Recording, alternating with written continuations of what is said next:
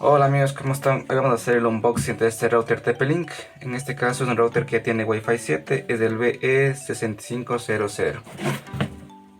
Es un router que tiene 6 antenas, entonces vamos aquí a hacer el unboxing y ver qué nomás nos encontramos.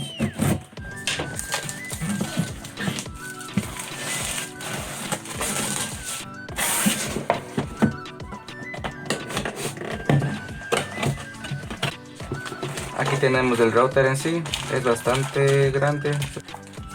Aquí tenemos sus antenas y acá tenemos los puertos LAN, que viene con 4 puertos LAN y también me parece que viene con un puerto USB. Vamos aquí a abrirlo.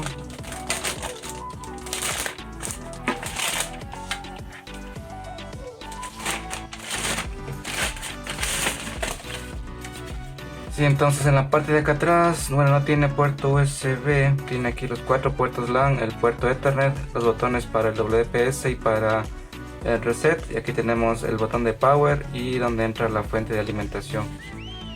Y bueno, aquí al costado, aquí tenemos ya la entrada al puerto USB 3.0 y nada más. Y en sí, esto vendría a ser el router. Nos viene también aquí con unos manuales. Ya los manuales de siempre. Aquí tenemos un patchcore, un cable Ethernet. Seguramente es categoría 6A, por lo que viene blindado, o 7. Y aquí tenemos ya lo que vendría a ser la fuente de alimentación.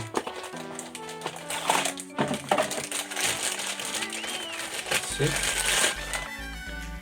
Es una fuente que trabaja a 12 voltios como todos los routers TP-Link. Y eso es lo que viene dentro de la caja de este router, el Archer BE6500.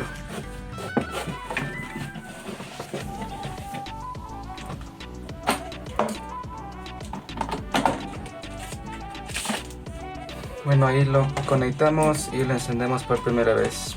Acá tenemos estos LEDs que nos va indicando el estado del router.